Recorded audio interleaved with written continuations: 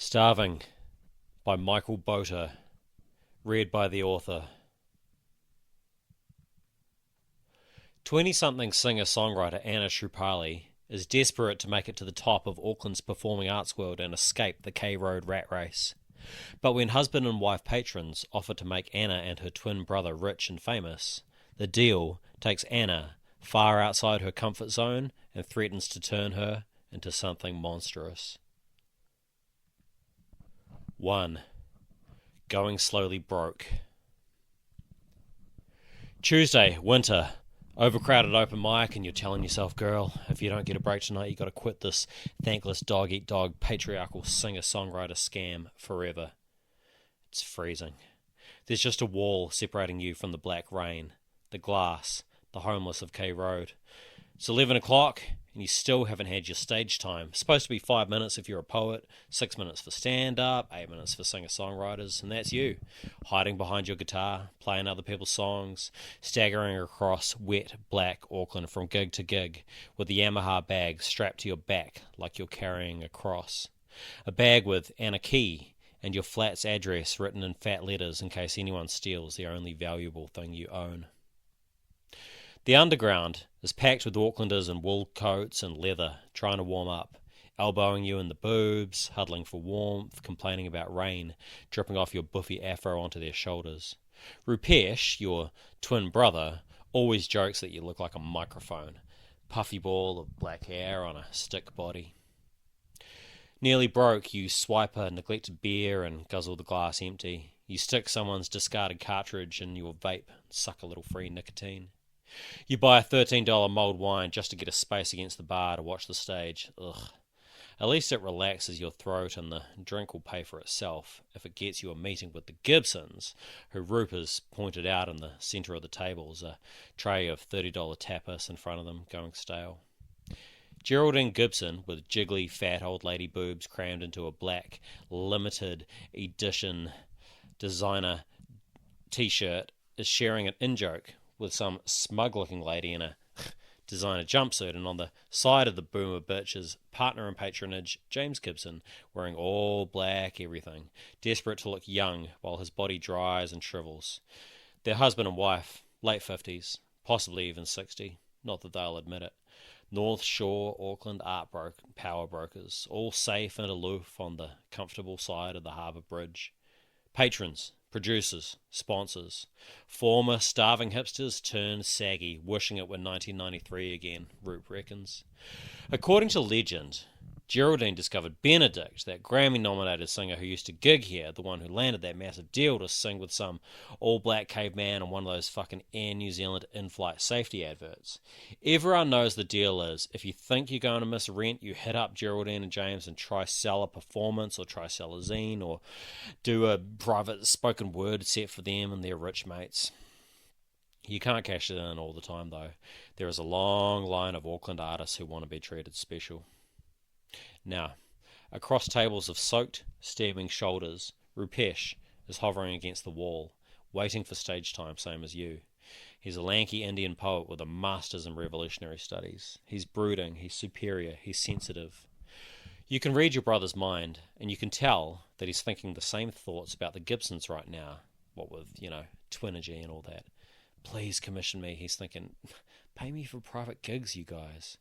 Because outside of his day job, your brother is a spoken word artist. Your brother is tall and mysterious, with dark ropey curls covering his eyes and black sandpaper stubble, and he could get women if he wasn't married, but Roop is always in revisionist rebel mode, always outraged and suspicious and critical. He doesn't sing.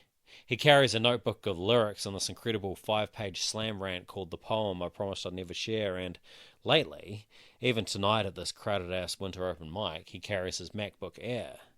He reckons he has to be available for a Zoom interview any time in case these Sydney IT people that he's been contracting for want to offer him that hardcore responsible job with, fuck's sakes!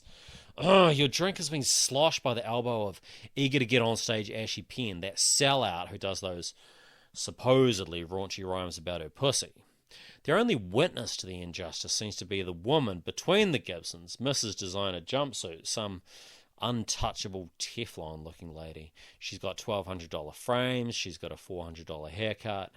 Her hair is hanging heavy and angular as a dark curtain. She probably uses $50 shampoos so that she can stroke the black sheen effortlessly behind her ear to hear the Gibsons talk about bidding for distressed houses and flipping the houses. Ugh. She's stirring a heavy glass tumbler, mostly filled with ice, and it's the hair, really. It's the hair and the glasses, and she's just looking comfortable. That's what pisses you off.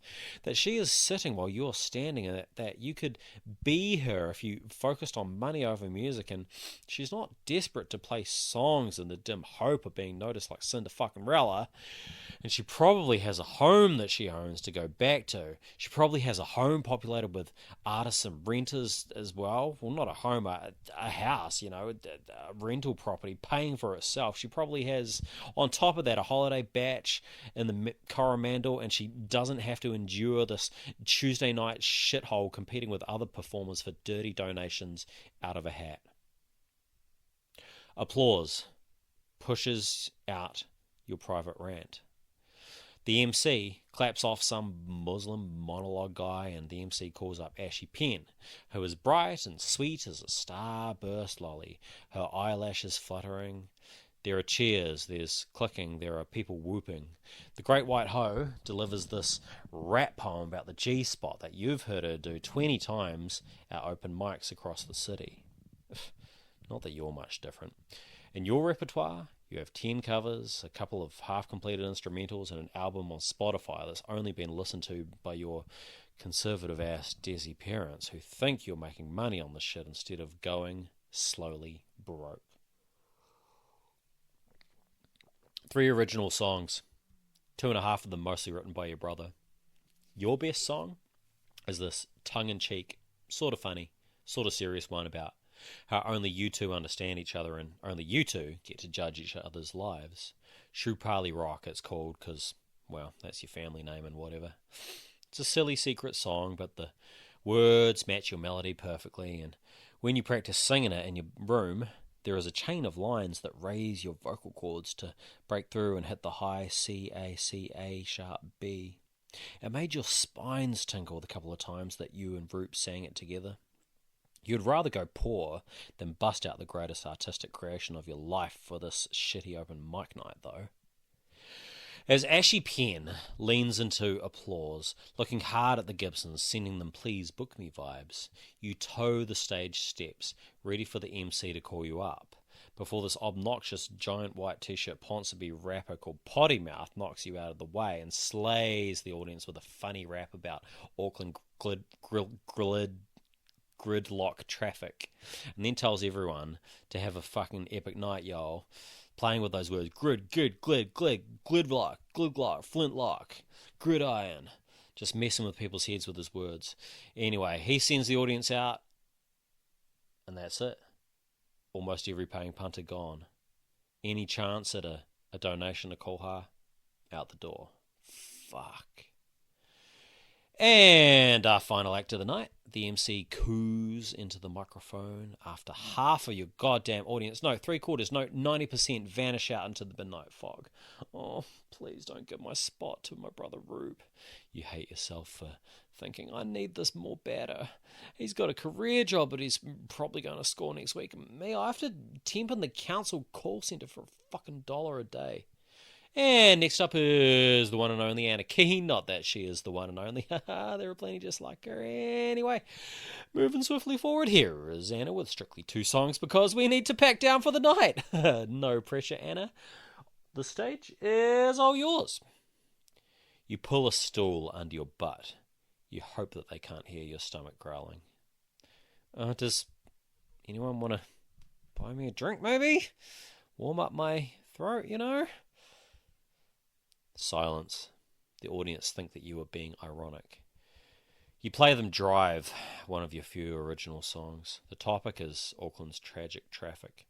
It's serious, it's heartfelt, it's about being desperate to get to work on time and praying to the god of warrants that your car won't crap out and cost you your whole week's wages. But this message has already been done in a mock way by Potty Mouth. And your other song, Fulfill Me, about the aching hole that needs a man or a woman or some money. It's just pointless now. Ashy Penn made the whole topic of relationships laughable, so you may as well play Fleetwood Mac covers. Roop looks gutted too. Ugh. We're not here to support fucking rivals, we're here to get noticed. The pub continues to leak people until it's almost empty. Squinting through the spotlight, you can see Rupesh is epic pissed, because he's driven all the way in from Pocono and he's picked you up. All that's left are dirty glasses on empty tables and a still life of snoring 80s has-been musos. Oh, plus there's Geraldine and James Gibson, juggling their keys, giving you a look that says you're probably going to get towed, but what you need to do is you need to leave the car, Anna. Bring your brother. Come with us. Come over the bridge, where the money is. As the Devonport homestead draws near, through the dripping, tree-lined driveway, you think, I can't believe these guys actually live here. It's like the privileged part of the privileged part. North Shore Caucasian Kingdom. You've been to shows and exhibitions here at the Devonport homestead, or Devho as everyone calls it, but you had no idea that through the sentry box and through the gate and the sculpture trail, past the amphitheatre and the fernery and the caretaker's cottage, you had no idea that there's a garage opening and the big houses where these guys actually spend their nights. Rube is beside you in the back of the car, shapes of light and black passing over him, shaking his head with amazement, thinking up reasons why these guys' lifestyle is ridiculous. They live in an art gallery, basically. What he'll probably do is write a 3 a.m. poem slamming it all. That is after he enjoys a feed and takes their expensive fruit and cheese, that is. From the front passenger seat, Geraldine passes back her phone, glowing with a picture. It's an old photo of her in maybe 93, 94 at some club. The place looks like the Undie, judging by the carpet, as in the K Road pub. She's hair and legged with op-shop clothes, jacket too wide, pants too short, face smooth as a fridge door. And there's young James without the spotty scalp and puffy throat with white surgical stars where they tried to cut the cancer out. Looks like you. Starving. So it's cool that you guys live surrounded by art and shit. Roop goes, clearing his throat. Being the big brother. Brave in conversation, even though Roops is just as scared of power as you are.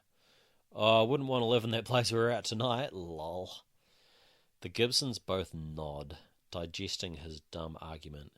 James Gibson presses a button, and the drizzle ends as the house takes you in. Tonight was beneath you, James finally responds, wearily, as he fetches your Yamaha guitar from the trunk once the car is parked, pausing to read your guitar case stickers from all the places where you tried to break through. Melbourne, London, Dublin, South by Southwest, Bonnaroo, Womat, even the Fielding fucking Folk Festival. It sounds like James Gibson's throat is jagged with barnacles. Cancer must be still in there. Come, he says. You enter the Gibsons' mansion through the garage, up 10 steps and into the kitchen. Holy shit, it looks like a frickin' restaurant from Metro magazine. There are 2 ovens, there are convection cooktops. Every pot and pan dangling over the island is copper-bottomed. There are gleaming surfaces. There are packets of some pill called Herbitux in a small bowl like breath mints. In the parlour, a row of portraits on the wall of people that the Gibsons must have sponsored and produced, considering that Benedict gets a massive photographic portrait in a white frame with her signature written on it in silver Sharpie. You know that signature, because you begged her to sign your guitar case from one starving artist to another. Because she's the woman you always wanted to be, if you had more mana or self-esteem or whatever. There is art everywhere, every surface. Atop the mantelpiece framing the gas fire, hanging from the ceiling, off to the sides on low tables by the pool-sized Moroccan rug. Art. Roop is exploring all cockily. It's an extension of his 2 hours ahead mentality. Because he thinks he needs to carve safe paths through the world for you, just because he was the first twin. He tips African statuettes upside down, hoping to reveal that they have been stolen from some Ghana indigenous group or something. He strokes and he prods and he studies illustrations and cabinets and tables packed with sculptures and books and carvings and pottery and busts, and at the end of the epic rug, he steps up 10 inches onto a dais with a baby grand piano and a rack of saxophones, guitars, cordless microphones and amps and stacked speakers, it's almost like this place is a venue, like a stage that they've renovated for actual private gigs. The room dims, and James finishes adjusting the lights with the controls on his phone. Then he points to your guitar. Would you give us the pleasure? The patrons have taken front row seats at the lip of the Moroccan rug, cuddling goblets of wine. 2 eager faces, empty seats around them, like they could fill the place with powerful friends just by clicking their fingers. Rube, off to the side, is squeezing his lyric book, looking like he's drowning, but he also looks ready to unleash. I wasn't really expecting. You tap the microphone. The speakers tap in response. Sennheiser E965 condenser mics. Jesus Christ. $2,000 for each of these microphones, and they give you the crispest sound you can possibly get. Roop, your expression says, locking eyes with your brother as you stand on the edge of a cliff. Shall we? He's opening his notebook to the lyrics of Drive. You cough. You burn the gunk out of your throat with a scorching sip of a glass they have handed you that turns out to be brandy. Your voice booms and squeals in the microphone. I'm real sorry to, I just got to do a little admin, like contractual stuff, just checking. Would it be okay to invoice you guys after? Like, you know, if you're booking us for a private gig, or you don't have to pay if you don't want, I guess. Exposure's good, I suppose. Without breaking his wrinkly smile, James eases out of his seat looking pained. He approaches the stage, proffering his mobile phone, reaches out, and you leave him hanging for a second before realizing that he's asking to tap phones with you. Have you got PayPal, Anna? You clink phones and watch your balance. Holy shit, watch your balance ping and climb again. $500. Rupesh, too, is holding his phone out, like he is waiting for a communion cup. James taps Roop's phone as well, and it pings just like yours. Your brother looks at you with eyes that say, jackpot. Instantly happy to indulge these boomers. Waves of giddiness. Straight after this, honest to God, you're going to Denny's for a grand slam breakfast. Plant-based bacon and guilt-free eggs and buttery garlicky mushrooms with crispy hash, coffee with oat milk, and pillowy napkins to dab hollandaise off your brother's lip, and Rupesh in your head, saying, fuck it, let's like it. You play the first 4 chords, and then the bar chords, and then the words, and then the rhythmic subdivisions of the most heartfelt cover of Landslide imaginable, dancing up through the rooms of the tune, singing through the ceiling, your tonsils twinning in a warbling double helix with your brothers. Bring the audience inside the architecture of the song until your fingers suspend the final D minor F major, and you gaze into the Gibson's eyes and then strum out the final coda for 20 stretched seconds before you bow. It is the best rendition ever. Geraldine tosses the last Riesling into her mouth. She refolds her legs and checks the time on her Fitbit. It's not really what we were expecting, James says. You've got something a little bit more special for us, one would hope. Something original. Roop is about to scoff when he sees your hungry eyes. He surrenders, flicks through the notebook till he lands on the page that he's looking for, and chucks it on your lap. Without discussion, you ping an A, and then ping the C, and then the ACA major CF minor of Shrupali rock, and you tongue the first words until you are tipping down a hydroslide that you can't crawl back up. With you when you wake up hung, says you're right when you've been wrong. Brother buy, sister hand, $9 in my hat, you make it 10. You hold the note until Roops gets under the note to help carry it. Your voices lace and they wind and they rap and they wrestle until the song falls from the air, settling on the two rich judges, shaking their heads, but shaking in a good way.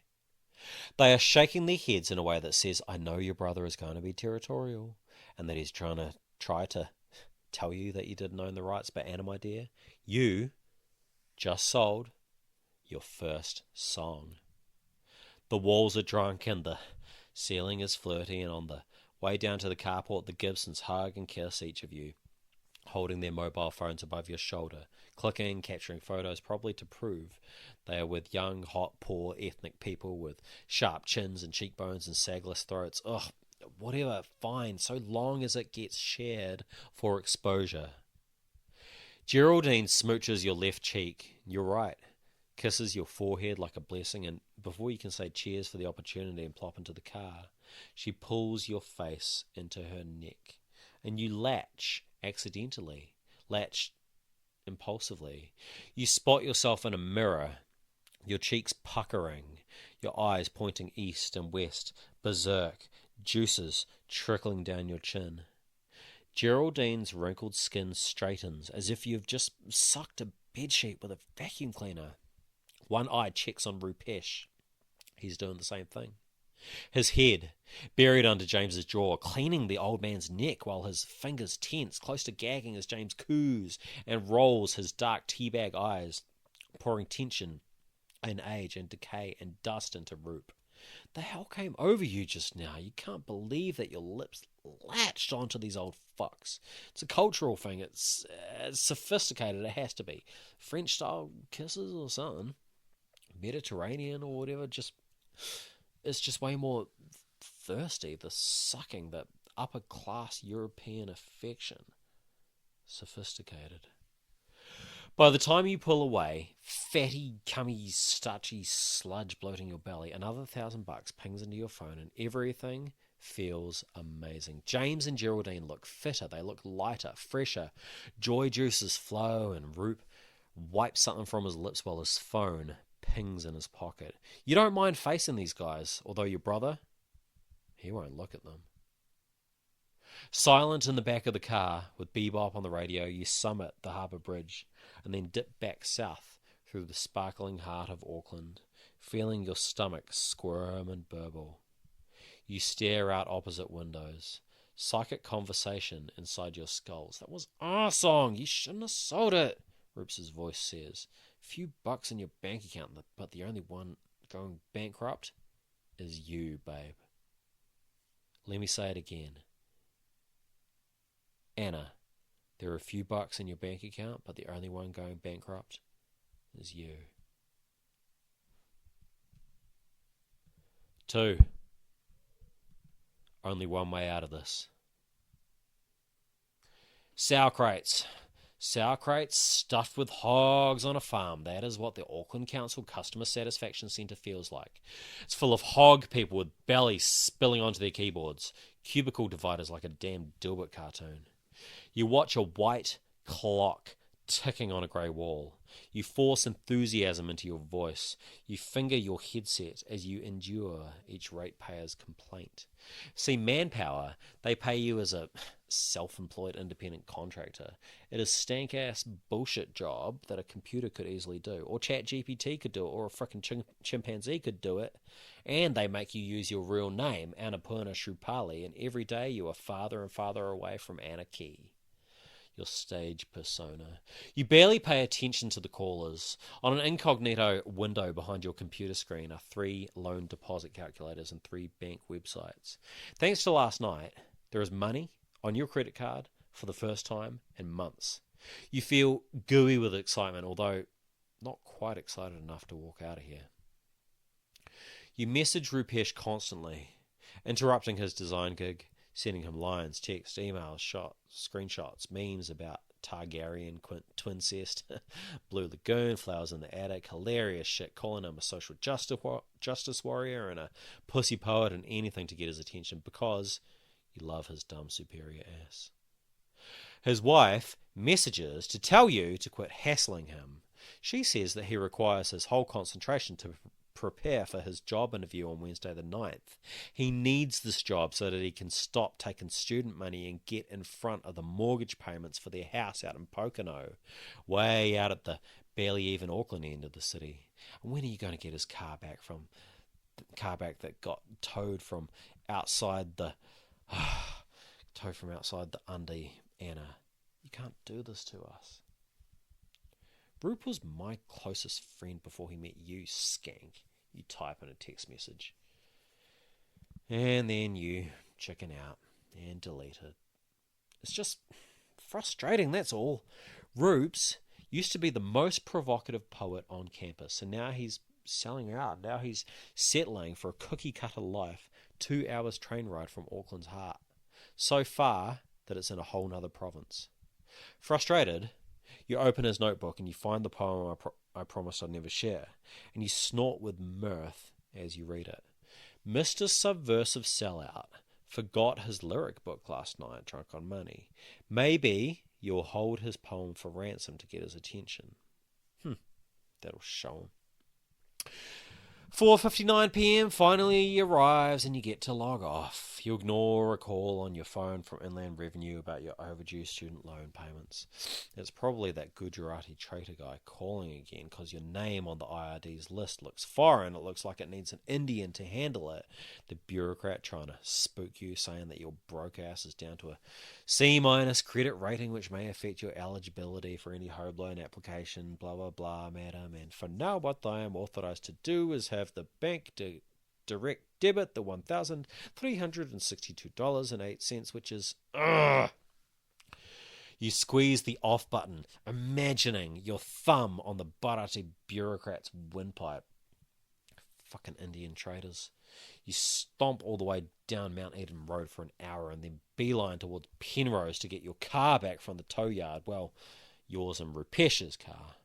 You could go back to your flat, but what they're doing tonight on the flat is having an all-flatmates meeting. Some dispute over who didn't clean the fridge. You mime head tenant Miriam in your mouth. Hey, babe, Anna, do you want to maybe consider saving up for your own place, Hunt? Just, babe, FYI, no way we're going to give you a reference, Anna, because, Hunt, you're disorganized, okay? You practice your little rock and roll hobby too loud, and at 2 a.m, not cool. No one will let you join their place in any corner of Auckland, Hunt. I'm just adjusting your expectations, sweetheart, okay? You can't room with other people, honey. Move back in with your parents or your brother. You're halfway married to him. Well, you act like it anyway. Oh, wait, you don't get on with his wife. Real shame. You ought to rustle up a home loan deposit, yeah? Save up for your own place. I would save up for my own place if buying a house weren't like getting raped every fortnight for 25 fucking years. You yell from an overbridge as you cross the southwestern motorway. You hire an overpriced lime scooter and ride it through Epsom, past One Tree Hill, past over towards the impound lot. $1,000 to get the Shrupali mobile back will... Oh, God, seriously? It'll take you even farther away from the 50 grand that you need for a house deposit just to get the bank's attention. As you reach the Mount Smart train station, your afro goes bushy, pricking your scalp, sensing rain. Your guts flinch. It's sketchy as fuck here at night. Hood rats roam the platform. Beetles crawl the timetables. Even those content little bastards have houses on their backs. Lucky beetles. And the last train station shelter is a homeless human? Homeless something. You study the hair. It's almost a perm, but not quite. She's a sister. She's something brown. She's Islander or Fijian Indian or Māori, half tucked into a bench, laying on cardboard on the concrete in a sleeping bag, cuddling a guitar, puffy jacket, wild hair, a cap in front of her with a few coins in it. She looks just like... Oh, what's her name? Fuck. That person who used to gig all over town, the one who toured with Lord. She had a music video and everything. She did a song with Mark Ronson once, you remember. They put her on the front page of the Herald and it made your legs weak with jealousy. Screw hanging out with hobos, though. You leave the station. You trudge through smug-looking houses with happy Kiwi families and glowing lounges. You finally arrive in the burnt rubber stink of Penrose, your feet stinging. The tow yard manager, in a portable cabin, buckling his belt as he comes out from behind his pile of chicken wings, tells you that by law, he can't legally release the vehicle unless registration and WAF are up to date, and even after he swipes your card, you still aren't given the car. Fuck. All because that tax traitor moved your money too fast. God damn it. What can you do? Ring your parents and ask for a loan? Let them find out that you're not a rich rock star? Tell Mataji and Papaji that the BNZ Bank advert that you said was going to feature your song was actually you getting to the final 80 shortlist? Tell Mum that Mum ought to write to Arji back in Jabalpur and admit that the grandchildren are failures? Disappointed tears running into their wrinkles, gossipy Indian neighbours leaning on their balconies, eavesdropping on Mataji's disgrace. Nah, stuff that.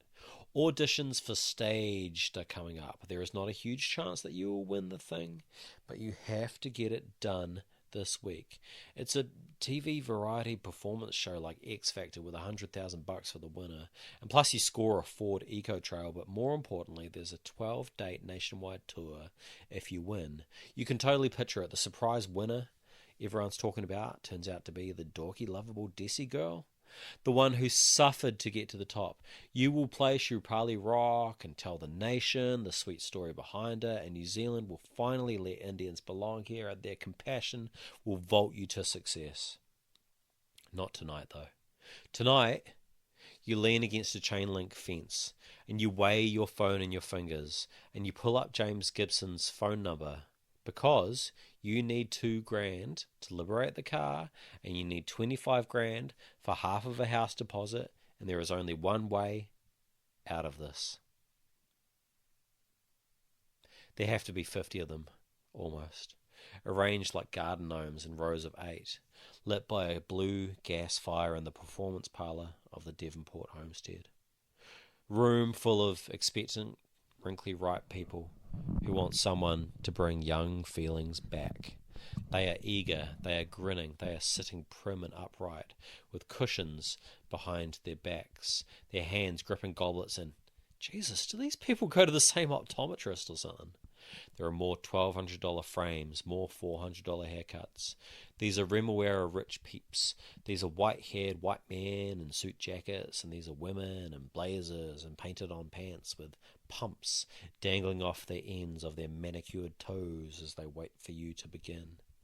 The whole damn cognoscenti of Auckland. They've probably never been near an artist with curried skin and greasy black curls. So what you do is you bust out a quick text. Rupesh, where the fuck are you? I seriously need you. Your brother's filling in the onboarding forms for his hard-out new big-shot important job, probably. He's simply not here. It's plain and simple. At the back of the room, like bouncers securing the exits, are Geraldine, typing on a tiny computer, and James, filming on his phone. I guess tēnā koutou katoa, you begin. 48 lips. Smile pleasantly. Hey guys, I'm Anarchy, and I have no idea what you guys want from me, so yeah, lol, let's do business. You strum a C major chord, and then strum the A, and then the whole C-A-G-E, C-A-G-E, middle, up, down, that buys you time before you look over the edge of the cliff and fall into song. You open with Shrapnel, the song about trying to buy tampons with parking coins. Almost everyone is rooted to their seats, almost everyone is grinning wetly, fangs peeking over their lips, and then when a couple of them have to go to the toilet, they back away, not wanting to miss a second as you lay out Generation Spent, practicing that vocal lip trill that gets air all the way into your stomach and stings your neck. that you have only practiced in the shower until now.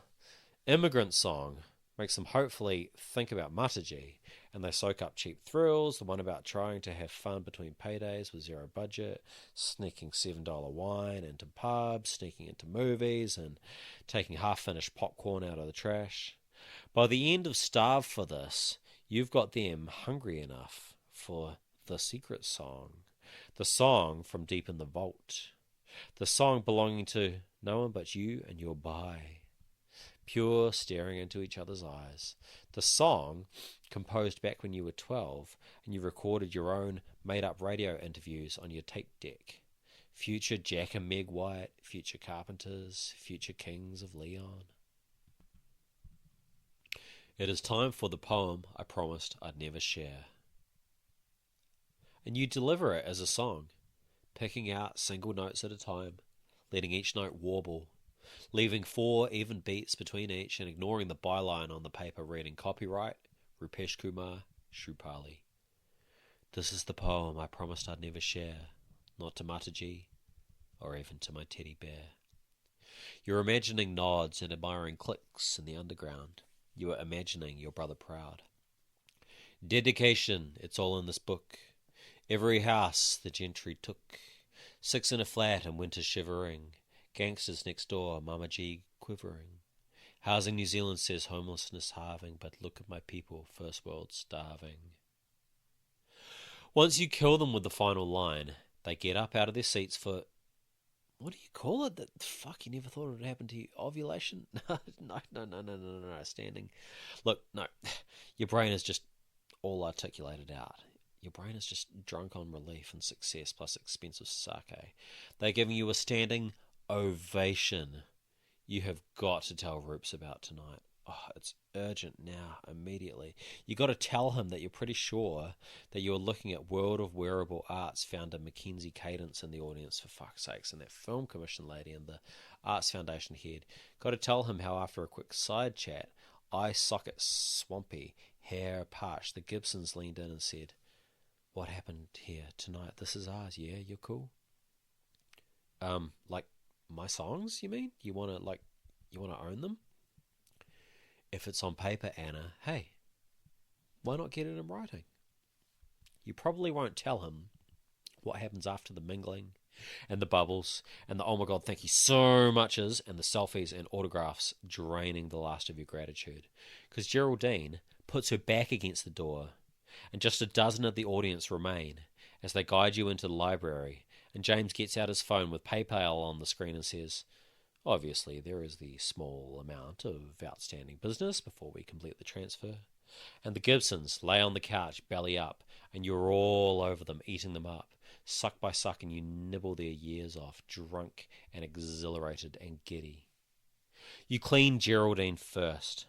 While the richest dozen guests look down, cradling their drinks, she pulls your lips onto her mushy cleavage and hard sternum and chewy collarbone as you nip and lick and eyeball James, watching to see if PayPal is still on his screen. And soon enough, you are slurping the fat from her chest like a plate of jelly, feeling a kilo of flesh bubble into your torso, and you suck Geraldine until chewy, pulpy,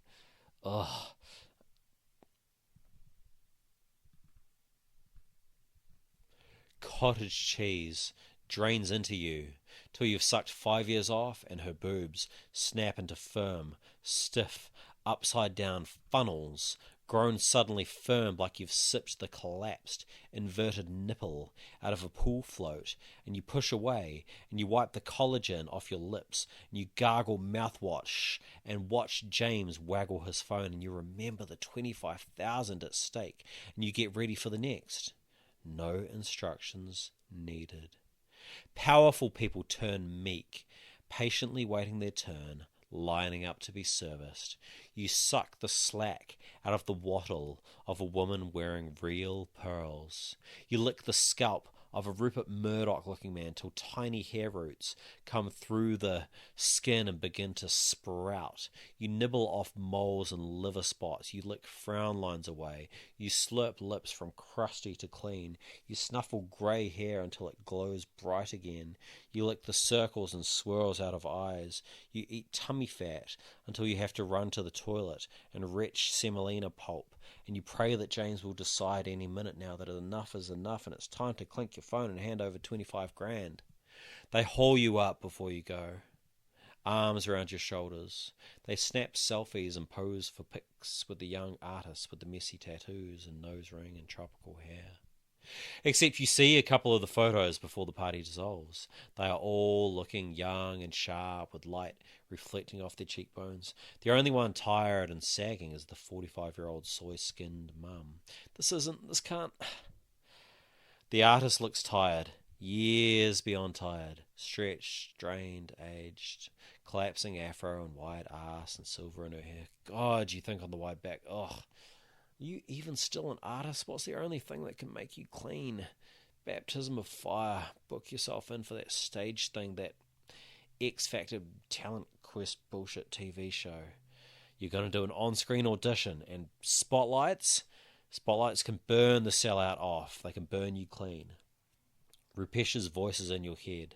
His lectures are in your DMs. It's non-negotiable, sis. You can try and get a house too if you want, but you have to give this fame thing one last shot. 3. I know you're going to make it. Getting halfway to a mortgage deposit is a major deal, and it's going to require a big amount of patience, because today, here past Papakura, past Drury, where it spills over the Auckland border into Waikato and Ramarama and Bombay, then you're a teensy bit more past Roops' place, past Mercer, then Meri, then to Kowhata. Here is where you're bidding for a motherfucking house, and just $700,000. Well, plus an extra 90, $790,000, and then, well, lawyers' fees and real estate. Okay, $850,000. You'd be a sucker not to grab it, actually, considering the property prices are shooting up and it'll be worth $1 million soon. You inspect the driveway, you knock on the weatherboards of the place, you finger the rose bushes, you kick the gravel. It's a good house inside. Colonial bungalow, Cody wood, good bones, places to put junk that you don't need anymore. Your old sheet music, your music stand. There's a garage where you can stow your guitar. On the porch, you prod Roop, trying to bully him into saying that he endorses you buying the place. He said the only Saturday he was free was the 21st of this month. So yeah, you counted down the days, itching to tell him about paying off your credit card debt, tell him about persuading work to put you on full-time employment contract, about getting ASB Bank to release a mortgage because your numbers finally looked like you weren't hand-to-mouth anymore. It's not bad, this place, I guess, he reports, shrugging at your life-changing potential property. I just don't reckon you should settle, though, Anna. Double down with your music, man. What's that expression? If you have a fallback plan, you're going to fall the fuck back. Dude, you tell your brother, values are going up by $2,000 a week. I'm losing money by not getting a place. You're losing money borrowing from the bank at a retardedly high interest rate. Okay? Take it from me. I'm older than you, Anna. I know numbers. The only time you've got to break through is now, babe. Houses will always cost a shit ton. Pfft. Roops doesn't get it. You go and conspire with your real estate agent, Rafia Sultana, the highly distinguished Desi, the one from the billboards. Rich realtor Rafia says that the place will sell by Monday, and, you know what else? You should buy now. And you don't want this place wasted on some Gora bogans who will trash it. It's okay to live this far out from Auckland. This is the new normal. And plus, Anna G, you might consider renovating the garage into a sleep out, turning it into a room for your kids as they flee the nest, so to speak. You explain that you don't have kids, and that kids fleeing the nest sounds like something that happens to folks in their 50s. Her eyes wobble. Her eyes are confused for a second. Anna G, this place is yours if you put in an offer this week.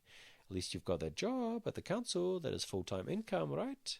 At least you're not off taking crazy risks and wasting money. Plus, if your parents are in their 80s, they can transfer some of that inheritance money. Now is the time. My parents are in their 60s, dude. I was born in 2000, you tell her. It's pretty obvious from the way Rafia ducks your gaze that she thinks you're lying about your age. Weird. Roops, meanwhile, has stormed off to the car. You find him hunched over the passenger seat, rummaging in the glove box. Have you seen my notebook? It's got all my poems in it. No way you're giving his lyric book back. The book has got the pure, heartfelt stuff, the money-making magic. Roops is pissed about his missing lyric book, and he's toey with you about you buying your own place, but he accepts your peace offering, initially, a picnic with Indian sweets. You meet over the border in Drury, South Auckland, because it feels weird picnicking all the way out in the Waikato. That's a whole country away from your life, and, well, you're trying to pretend that you're a central Auckland person.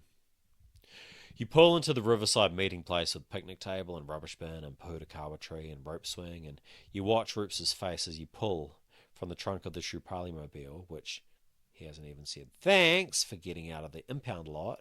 You pull out a blanket, some chablis, some Gouda cheese, fig, crackers, expensive olives, and surely this will relax the guy. You pull out all your favourite sweets from when you were kids running around Mount Roskill. You've got anjir chiki, you've got fool with the bit of cherry in the centre, even baloshahi, a few different kesars, kaju, atta laddu, hairy with coconut, and four different flavours of barfi. Dude, the shit costs like $130 at Bucanavala. Can't you fake a smile, Roops? Roops walks over to the edge of the river. He squeezes his weed vape and has a couple of tokes. I always figured I would flunk out and go corporate and you'd be the one who makes it, he tells you. There's still time, sister. And I don't like what you're doing with these rich fucks, you know. What's the expression that Papa G used to say about people in the slums being paid to pose with politicians to make them look relevant? Translated something like, their hearts are rancid. He bites into a single laddu and sips some wine. You get him to split a Ritalin with you, and as the horizon turns all trippy and the picnic blanket feels like a lovely mattress, you start explaining the lyrics and the key changes and the structure for the libretto for what's supposed to be your breakthrough musical, or in Portland, about a starry-eyed couple of colour who move to the big smoke and battle to get enough Skrilla for a house. Haven't talked about it in 6 months, but you two agreed you'd premiere it at the Fringe Festival next year. That's always been the plan. And you're nodding along, and you're both bantering and passing the pipe and squeezing each other's shoulders when Roop bumps a $13 plate of Chena Murky into the grass, and instantly the dam bursts. Eat the food, Rupesh, for fuck's sakes, this is us, man. I don't have anyone else to party with. All my fucking friends are off being boring in the suburbs. I got our car back. Aren't you stoked? Who are you raging out on, babe? Because it sounds like you want to scream at Mataji. I do want to scream at Mataji. It's like we're strangers to her if we don't get rich. Do we even perform for ourselves, or is it the Indian fucking grapevine and New Lynn that we're performing for? Sis, this isn't you. He makes like he's striding to the highway to stick his thumb out, or to walk back to Pocono, since you're nowhere near Auckland. You know what else isn't you? You've gotten pretty mota, you know what I'm saying? Like you got weight on you, and your face, it's... You walk a lap. Come back to the picnic blanket. Dude, move in with me. Bring your wife even. YOLO, know what I mean? Share the mortgage with me, Roops. Come on, we can get a little sleep out for the parents. You got that big shot job, you know you can afford. He's shaking his head like he's thinking about a car crash that he's witnessed. My job is just an internship, truth be told, he decides. I only said that it was a hard art job so that Mataji and the grapevine would, so that they would think that I was the man. He's packing up now. He's boxing up $100 worth of pointless, wasted midday. He starts sniffing. Offloads a story about the mortgage falling through because he can't afford insurance anymore. You only surface when he is gripping your shoulder and packing you into the passenger seat of the car. Babe, Anna, you were going to audition for staged, and your talent is going to blow those gatekeepers away, and you were going to literally own it. Do not fall back. Staged. Auditions. 10 a.m. Registration essential. There are epic letters on a sign out front. Gaggles of university kids, a gang of rappers, a breakdance crew spinning on cardboard. You have raged and vented and pounded and talked to a mortgage broker and sent PDF statements showing thousands coming into your bank account, but still, you were doing this for Roops, or you were doing this against Roops, or something. The goal is that you will smash the audition and then perform on TV, and all the South Asians in Auckland will share the clip, and you'll get $100,000 towards that house, and Roops will realise you were right. What's that thing old people say? Best of both worlds. The production studios block out the sun as you circle New North Road, looking for a busted parking meter. You crush a couple of ritzies on the car roof, and you shove the Ritalin up your nose, and you rub the rest into your gums, and you step into the gutter, aiming for reception across the street. You get scared, you turn around, you come back to the car, you find a bottle of Karuba under the car seat, and you drink till your legs connect with the ground. That's it, babe. Take controlled breaths. In through the nose, out through the mouth. That shit with the Gibsons, babe, that was desperate. That wasn't the real you. This here today, this is your break. Atta girl. Cross the road. Ignore the eyes of haters. You do an excitable drum beat on the receptionist's desk as you tell her you are here to audition and fucking win, motherfucker, you think to yourself. You barely feel the sting as the receptionist asks where you're from and tells you that she needs you to write down a guide on how to pronounce your unusual name. You suffer through 5 pages of waivers and contracts, and when you're finally asked to write an emergency contact, Mataji flashes in your mind, and then the Gibsons, and finally you write Roops's address. Way out south, ruled by the bank, where we pave over farmland and everybody lives the same and dreams are bulldozed. The receptionist calls the stage manager, and they begin taking you to the theatre studio, and then they conspire over your forms. You've put 23 years your age here, they say. Is that 2 not supposed to be a 5? Mind if we see some ID, Mrs.? You're mic'd up, and you're given some quick lipstick and eyeliner, and they spray your hair, and they put a glycerin-based moisturiser on, which fills in wrinkles and is super pricey, apparently, before you join a huddle of artists pressing against a black stage curtain, waiting for their slot in front of the judges. That guy from Shortland Street, the opera chick who won the Silver Scroll, and the music industry veteran who's been coasting on it for decades since he discovered Ray Columbus. God, what was his name? First performer that you see is Ashy Penn, who you bury your face from as she prances out.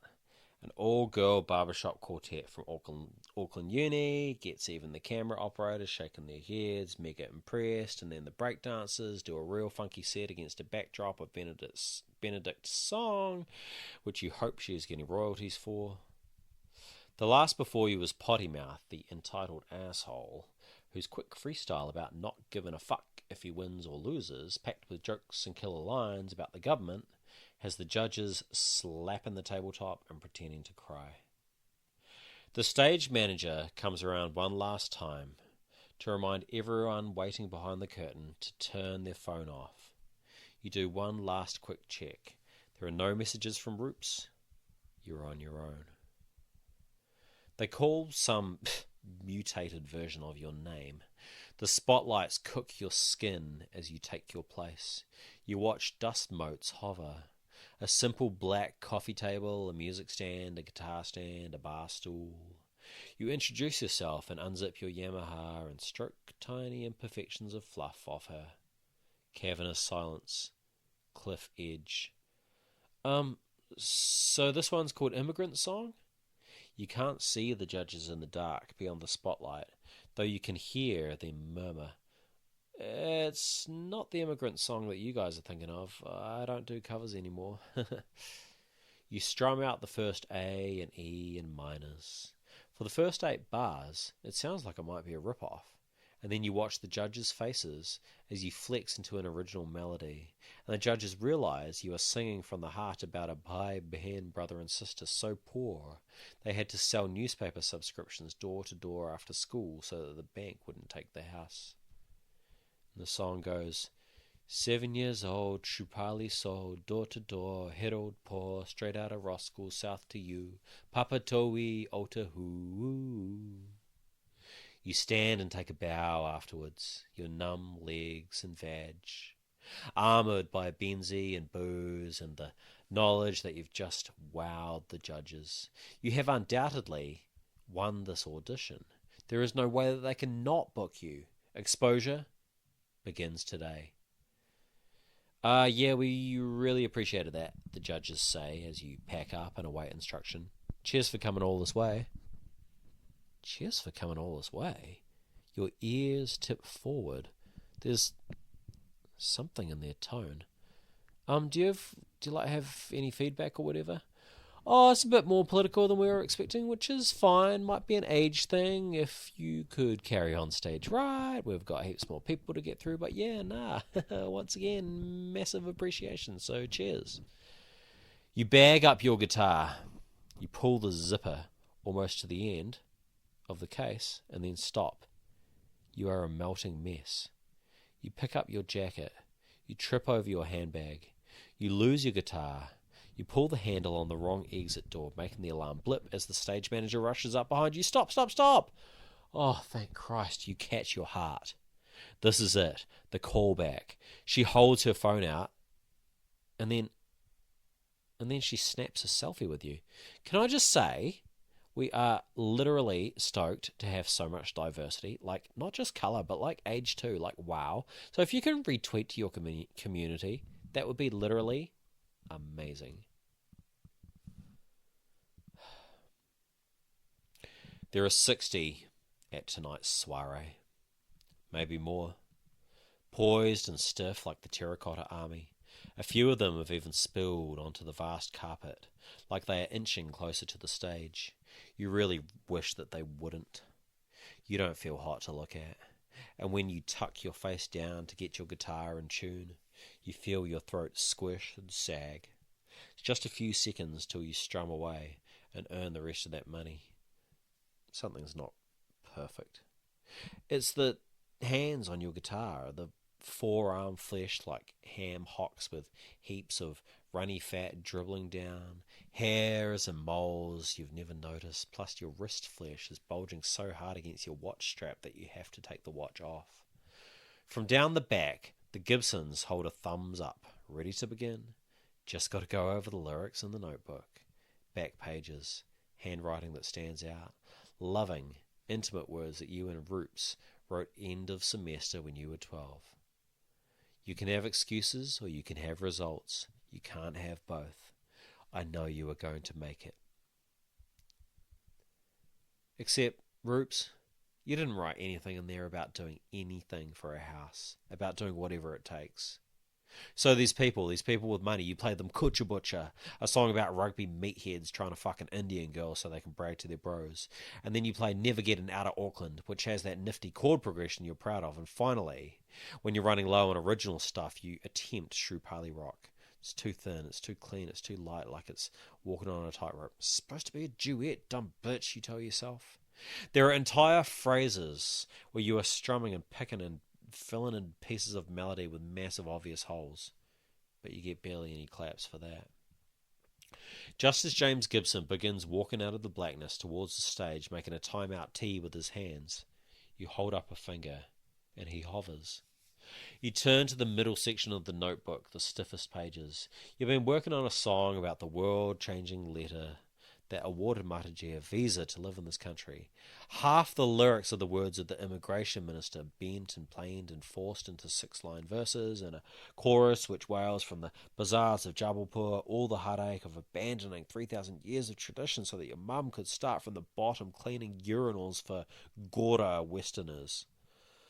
There is only one chance to play the song for the first time, because no one will ever give a fuck again. 25 grand is about to ping into your bank account, though you can probably tell James that you need 30. because it doesn't matter anymore. Nothing matters. The world is all leeches. All you can do is suck before they suck you.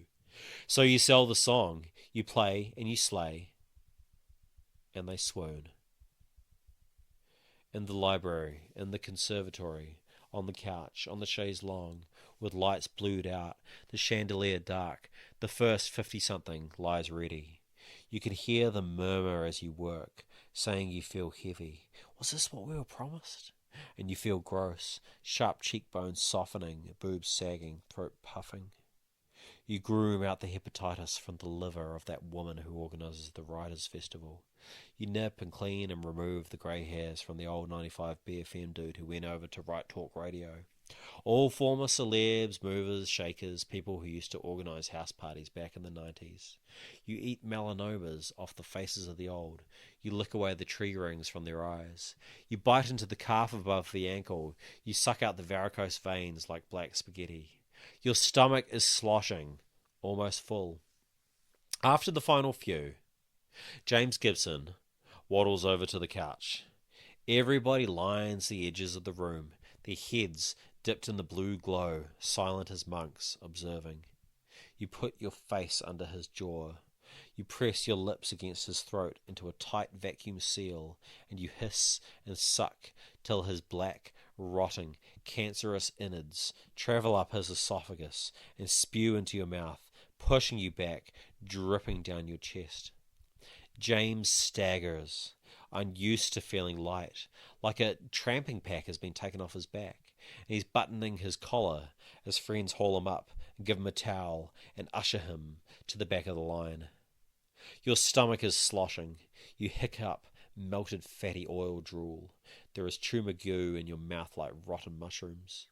The final patient lies on the couch before you, and the druids watch. Geraldine, who's delicate now and vulnerable, glances side to side and peels her top half off and folds it neatly beside her. She reaches behind and unfastens her bra. You stroke her hair. Metal grey turns yellow at the touch of your fingers. You feel your scalp tingle, your hair roots soaking up the silver. Soft bites on her chest, moving up past her breasts and snuffling her necklace, teething her windpipe and landing on her chin. Your lips on hers, your knees on her shoulders, your hands pushing on her heart in a CPR motion until her ribcage snaps, and your fingers fondle into the mess of bone till they find the steady doof, doof, doof. Some panicked rodents, slippery, try not to be grabbed till you push even harder. And Geraldine's eyes water as you force her heart up into her trachea and then use the heel of your hand to slide the heart up and out through her bulging jaw and suck it into you. You glimpse yourself in the mirror, a lump moving down your throat like a python. You consume Geraldine's rotten heart in 4 chunky bites. Geraldine gasps and sits up. Torrents of pure, clean air flowing into her now. Geraldine is light and energetic, her eyes sparkling, matching the portrait on the wall.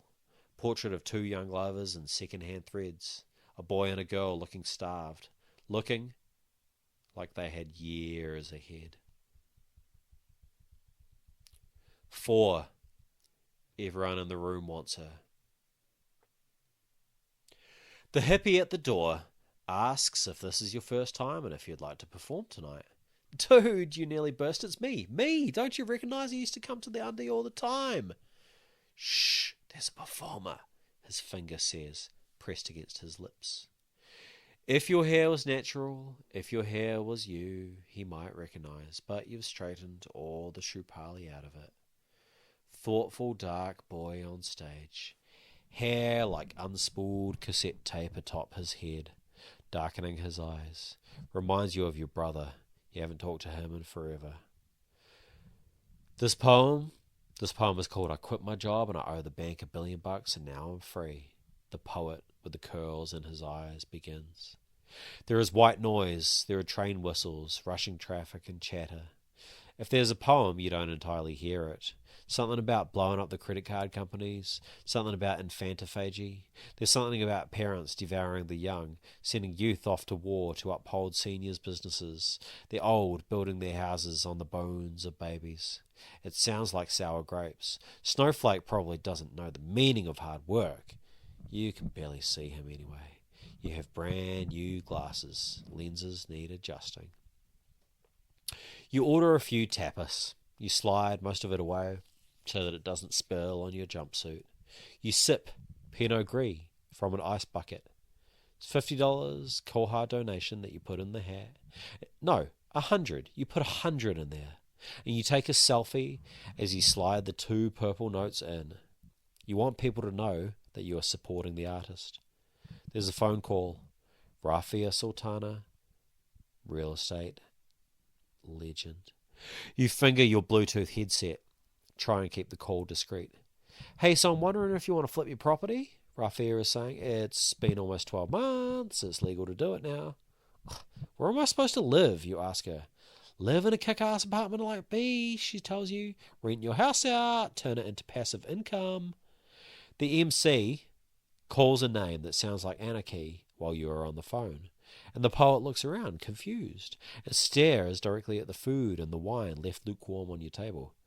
Oh, I guess she's not here then. Moving on swiftly. While busy with your call, they announce the next bright young thing to the stage. It's a guitarist with caramel skin and brown eyes and a $4 op shop suit jacket with giant buttons and patches sewn on. She is doing fresh, original things with her loop pedal and a turntable. Everyone in the room wants her.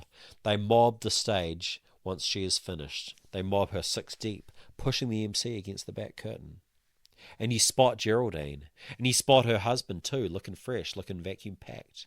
You almost didn't recognise them. Better catch up with them. And you stand and try find a way through the thicket, except the Gibsons are deep in the mob. They are groping for the stage. They are trying to get the first piece of the performer because they are hungry to have her. Starving.